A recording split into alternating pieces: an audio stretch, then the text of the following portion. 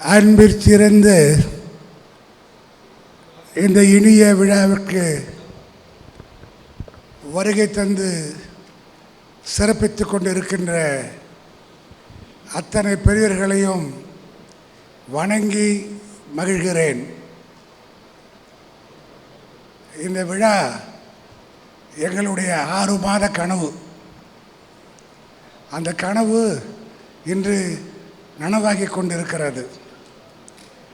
இதை சிறப்பாக நடத்துவதற்கு எங்களுக்கு அருளாசி புரிந்தவர்கள் எல்லாம் முதல் வரிசையிலே அமர்ந்திருக்கிறார்கள். நாங்கள் உண்மையிலேயே புண்ணியம் செய்தவர்கள். அப்படியே ஒரு நிகழ்ச்சி ஆரம்பிக்கிறதுக்கு முன்னாடி ஒரு 2 வரி நம்ம உறுதிமொழி எடுத்துக்கிற வழக்கம். உட்கார்ந்த இடத்துல நான் சொல்கிறத திருப்பி சொல்லுங்கள், நம்ம உறுதிமொழி எடுத்துக்குவோம். கையை தூக்குங்க. நான் என்னுடைய எஞ்சிய வாழ்க்கையில் என் எண்ணம் செயல் சிந்தனை உழைப்பின் ஒரு பகுதியினை சமுதாய மேம்பாட்டிற்காக அர்ப்பணித்து உள்ளபூர்வமாக பாடுபடுவேன் என்று உறுதி கொள்கிறேன். நன்றி. ரெண்டு செய்திகள் தான் உங்களுக்கு சொல்ல விரும்புகிறேன். இந்த பெண்கள் மற்றும் இளைஞர்களுடைய மேம்பாட்டு கருத்தரங்கு, இந்த கருத்தரங்கை நமக்கு ஆரம்பத்திலிருந்து வடிவமைத்து கொடுத்தவர்கள் ஐயா சேமிக்க ரெட்டி அவர்களும் ஐயா வெங்கடேஷ் பாபு அவர்களும் ஆரம்பித்து வைத்திருக்கிறார்கள். சென்னையிலே இதை நடத்த வேண்டும் என்று பிடிவாதமாக இருந்து அல்லும் பகலுமாக என்னோடு தோளோடு தோள் நின்ற ரவிச்சந்திரனையும் அப்பாசாமி ரெட்டியும் போகநாடு சங்கத்தையும் நான் மறக்கவே முடியாது. நீங்கள் மேம்பாட்டிற்கு நல்லபடி உதவ வேண்டும் அப்படின்றதுக்காகத்தான் இந்த கருத்தரங்கு. நான் பல மேடையில் சொல்லியிருக்கிறேன். என்னென்னா, ரெட்டிக்கு என்ன அடையாளம்? ரெட்டிக்கு அடையாளம் ஒன்று தெலுங்கு பேசணும், ரெட்டுக்கு அடையாளம் ஒன்று பேருக்கு பின்னாடி ரெட்டின்னு போட்டுக்கணும். இதை ரெண்டும் நம்ம தவறாமல் செய்யணும். இனிமே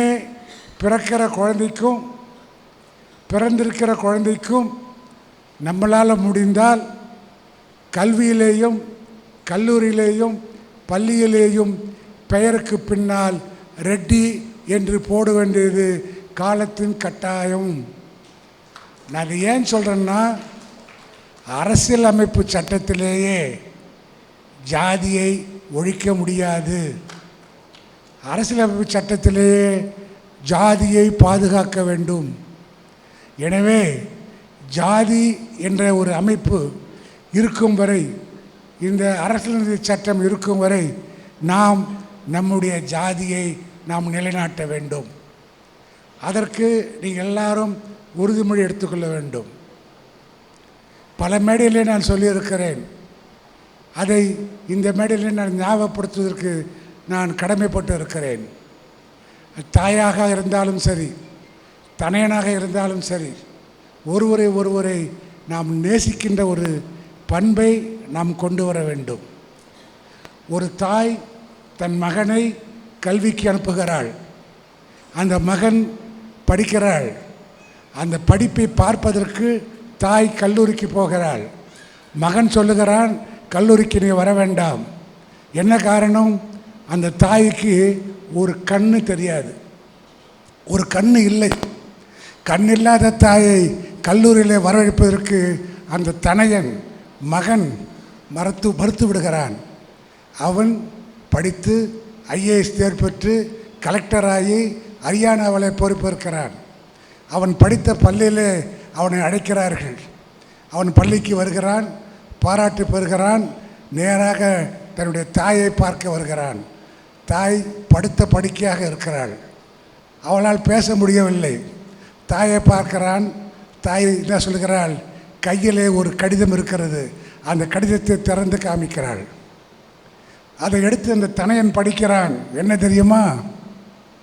மகனே, உன்னை படுக்க வைத்தேன், உன்னை செல்வந்தனாக ஆக்கினேன், உன்னை இந்த உலகம் பூராவையும் பார்ப்பதற்கு, திருப்பி பார்ப்பதற்கு நான் உறுதுணையாக இருந்தேன். காரணம் என்ன தெரியுமா? சிறு வயதிலேயே உன் கண் கெட்டு விட்டது, என் கண்ணை உனக்கு கொடுத்திருக்கிறேன், அதனாலே நீ பார்வையை பார்த்து கொண்டிருக்கிறாய். அந்த தாய் உள்ளம், அந்த தனையன் உணர்ந்து அதை போதிக்கின்ற ஒரு இடம்தான் இது போன்ற ஒரு கருத்தரங்கு. விழித்து கொள்ளுங்கள், ஒளி கிடைக்கும். முயற்சி செய்து பாருங்கள், வேண்டியது கிடைக்கும். நீங்கள் நடந்து பாருங்கள், வழி கிடைக்கும். எல்லாவற்றுக்கும் மேலாக நான் 2 விஷயங்கள் சொல்கிறேன். என்ன காரணம் தெரியுமா? நம்முடைய ஜாதியில் பல பிரிவு இருக்கிறது. கொண்டரெட்டி, இது schedule tribe. BC Reddy backward community, FC forward community. இது 3 சேர்ந்து தான் ரெட்டி கம்யூனிட்டி. கொண்டரெட்டியும் சங்கம் காப்பாற்றணும், பிசியும் சங்கம் காப்பாற்றணும், எஃப்சியும் சங்கம் காப்பாற்றணும். நான் பாண்டிச்சேரியிலிருந்து வந்திருக்கிறேன். 6 மாநிலத்தினுடைய பொறுப்பு எனக்கு கொடுத்துருக்கிறாங்க. முதல் என்னுடைய மாநிலத்தை நான் எடுத்துக்கொண்டேன். அங்கே கொண்டரெட்டிகள் சிறப்பாக பணியாற்றுகிறார்கள். 400 குடும்பம் என்னுடைய பாதுகாப்பில் இருக்கிறார்கள். அடுத்தது பாண்டிச்சேரியில் அத்தனை பேரும் ரெட்டி கஞ்சம் சர்டிஃபிகேட்டை வாங்கி கொடுத்தாச்சு. பாண்டிச்சேரியில் எந்த விதமான டிமாண்டும் இல்லை. இன்னும் சொல்லப்போனால் EW certificate, economic weaker section, இன்ஃபார்வர்டு கம்யூனிட்டி, இதில் நம்முடைய இனத்தவர்கள் அத்தனை பேரும் படித்து வேலைக்கு செல்கிறார்கள். பாண்டிச்சேரியிலே வருடத்திற்கு 5 மருத்துவக் கல்லூரி மாணவனை நாங்கள் கல்லூரியிலே சேர்த்து கொண்டிருக்கிறோம். எப்படி சாத்தியம் தெரியுமா? எப்படி சாத்தியம் தெரியுமா? தெலுங்கு பேசுகின்ற ரெட்டி கம்யூனிட்டிக்கு நீட் எக்ஸாமில் பாஸ் பண்ணியிருந்தால் மட்டும் போதும், மெரிட் தேவையில்லை. அவங்களுக்கு ஃபஸ்ட்டு சீட்டு, ஃபஸ்ட்டு ப்ரிஃபரன்ஸு கல்லூரியில் மைனாரிட்டி, தெலுங்கு மைனாரிட்டி கல்லூரியில் கொடுத்தே ஆக வேண்டுங்கிறது சுப்ரீம் கோர்ட்டுடைய தீர்மானம். அதை வச்சு தான் என்னுடைய சங்கம், என்னுடைய செயலாளர் சென்னை உயர்நீதிமன்றத்திலே இடபிள்யூ சர்டிஃபிகேட்டை நடைமுறைப்படுத்த வேண்டும் என்று வழக்கு தொடர்ந்து அந்த வழக்கிலே வெற்றி பெற்று இன்று தமிழ்நாட்டிலே மாநில அளவில் மட்டும் இல்லை, ஆனால் மத்திய அளவிலே நாம் அதை பெற்றுக்கொண்டிருக்கிறோம். அதனால் பல பேர்கள் வாழ்ந்து கொண்டிருக்கிறார்கள். இதுதான் சங்கம் செய்ய முடியும். சங்கத்திற்கு நீங்களெல்லாம் உறுதுணையாக இருக்க வேண்டும். எனக்கு உண்மையிலேயே இந்த நிகழ்ச்சி, நான் காலையில் சொன்ன மாதிரி, எனக்கு கர்வமாக இருக்குது. நான் இங்கே நிற்கிறது நான் பெருமையாக கருதுகிறேன். நான் என் வாழ்க்கையில் இது ஒரு புண்ணிய நாளாக நான் கருதுகிறேன். காரணம் என்னன்னா, இந்த நிகழ்ச்சியை பாராட்டுகின்ற பெரிய மனிதர்கள், பெரிய ஜாவான்கள் இங்கே நிற்கும்பொழுது என்னால் அவர்களை வணங்காமல் இருக்க முடியவில்லை. அவர்களை நான் வணங்கியாக வேண்டும். ஏனென்றால் அவர்கள்தான் இன்று நம்முடைய இனத்திற்கு எந்த விதத்திலேயும் மேலே வர வேண்டும் என்று பார்த்து கொண்டிருக்கிறார்கள். எனவே நீங்கள் இந்த 2 நாள் பொறுமையாக, பெரிய பெரிய அறிஞர்கள், பெரிய பெரிய ஆட்கள், அதுவும் ஐயா சிஎம்கே ரெட்டி ஐயா 2 நாளும் பேசுகிறாங்க. அவர் பேச ஆரம்பித்தாங்கன்னா மறக்கவே முடியாது. ஏன்னு கேட்டால் அது பூரா சிரிச்சுக்கிட்டே இருக்கலாம். நான் ஒரு நிகழ்ச்சியில் போய் பார்த்தேன், எனக்கே ரொம்ப இதாகிடுச்சு. அவர் சொன்னார், ஒரு மனுஷன் நல்லா இருக்கணும்னா தகுதி வேணும்னாரு. அது என்ன தகுதி? ஐயா சொல்கிறாரு, தகுதின்னா தன்னம்பிக்கை, கூன்னா குறிக்கோள், தீன்னா திட்டமிடுதல், திறமை, அதான் தகுதினார். இதை நான் என்னுடைய மனப்பாடமாக மனசில் ஏற்றிக்கிட்ட காரணம் என்னென்னா, எதை சொன்னால் எப்படி சொன்னால் அது மனசில் போய் ஒட்டும் அப்படிங்கிறது தான் ஐயா எங்களுக்கு சொல்லிக் கொடுத்த அதனால தான் ஐயா பேராசிரியராக இருக்கிறார்.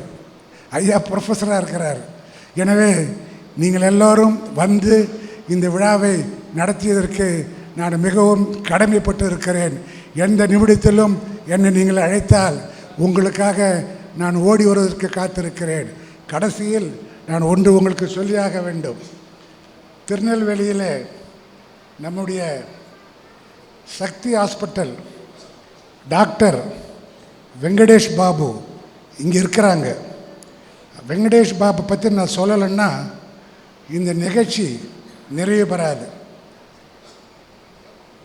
எலும்பு சம்பந்தமான ஒரு புத்தகத்தை வெளிநாட்டில் எழுதி வெளிநாட்டிலே பப்ளிஷ் பண்ணி இன்றைக்கி உலக அளவிலேயே அந்த புத்தகம் அத்தனை உடைய லைப்ரரியிலும் இருக்குது அப்படின்னா அதுக்கு ஒரே இந்தியன் வெங்கடேஷ் பாபு. அவருக்கு என்னென்ன வந்திருக்கு அப்படின்னு பார்த்தீங்கன்னா ரொம்ப நீங்கள் மகிழ்ச்சி அடைவீங்க. எப்படின்னா அறுவை சிகிச்சை நிபுணர் சக்தி மருத்துவமனை திருநெல்வேலி சமீபத்தில் பல கல்வி சாதனைகளை அடைத்துள்ளார்கள். அது மட்டுமல்ல, சர்வதேச அளவில் வெளியிடப்பட்ட எலும்பியல் அறுவை சிகிச்சை புத்தகத்தை அவர் எழுதியிருக்கிறார். அவர் FACS அமெரிக்க அறுவை சிகிச்சை கல்லூரியின் ஃபெலோ ஆனார். அதற்கு அடுத்து தமிழ்நாடு மாநில டாக்டர் எம்ஜிஆர் மருத்துவப் பல்கலைக்கழகத்தில் எலும்பியல் அறுவை சிகிச்சையின் கௌரவ பேராசிரியராக இருந்து கொடுக்கிறார்கள். இதெல்லாம் பார்க்கின்ற போது அவரும் அவருடைய குடும்பத்தாரும் எங்களை இந்த அளவுக்கு ஊக்கப்படுத்தி வருவதை பார்த்து நான் மெய் மகிழ்ந்து போகிறேன். அவர்கள் பல்லாண்டு வாழ வேண்டும், பல்லாண்டு சேவை புரிய வேண்டும். ஏன்னா ரெட்டி கமிட்டியில் தான் டாக்டர்கள் இன்வால்மெண்ட்டோடு இருக்கிறாங்க. இப்போ இன்ஜினியர்ஸ் அது மாதிரி வரணும், விஞ்ஞானிகள் இது மாதிரி வரணும், டெக்னீஷியன் இது மாதிரி வரணும். ஐயப்பையா உட்காந்துருக்கிறாங்க. ஐயப்பையா உங்களுக்கு தெரியாது. ஐயப்பையானுக்கு ஒரு வாய்ப்பு இருக்குது. அந்த வாய்ப்பு நான் உண்மையிலே நான் பயன்படுத்திக்குவேன். அவங்களும் ஒரு விஞ்ஞானி. இவங்களெல்லாம் இங்கே வரத்துக்கு நான் என்ன கொடுத்து வச்சேன் அப்படின்னா, நான் சிஎம்கே ரெட்டி பிடிச்சி வச்சுருக்கிறேன். சிஎம்கே ரெட்டி இன்றைக்கி என்ன அடையாளம் காட்டுறாரோ அதுதான் போயின்னு இருக்கு. அதனால் நீங்கள்லாம் பெரியவங்கள்லாம் பார்த்தீங்க, அவங்க சொன்ன அறிவுரையெல்லாம் கேட்டீங்க. ஒரு 2 நாள் நீங்கள் இருந்து பலனடையணும். என்னான்னு நீங்கள் சொல்லணும். உங்களுக்கு பெருமாளுடைய திருக்கல்யாணம் சாயந்தரம் இருக்குது. பெருமாளுடைய பிரசாதம் உங்களுக்கு இருக்குது. திருவண்ணாமலை அருணாச்சலருடைய பிரசாதம் உங்களுக்கு இருக்குது. பாண்டிச்சேரியுடைய ஆசிரமத்தினுடைய பிரசாதம் உங்களுக்கு இருக்குது. எல்லாம் உங்களுக்கு கொடுக்கறதுக்கு உறுதுணையாக இருந்தவர் தான் இவங்க. என்ன இந்த மேடையில் நிற்க வைக்கிறதுக்கு உறுதுணையாக இருந்த 2 பெரியவங்க இங்கே இருக்கிறாங்க. திருச்சி நாராயண ரெட்டியாரும் நரசிம்ம ரெட்டியாரும். அவங்க தான் எனக்கு இந்த வாய்ப்பே கொடுத்துருக்குறாங்க. அவங்க எந்த வழி சொல்கிறாங்களோ அந்த வழி தான் நான் போய்கிட்டு இருக்கிறேன். எனக்கு பின்தொடர்ந்து நீங்களெல்லாம் வரணும், இன்னும் வரும்போது கேட்டுக்கொள்கிறேன்.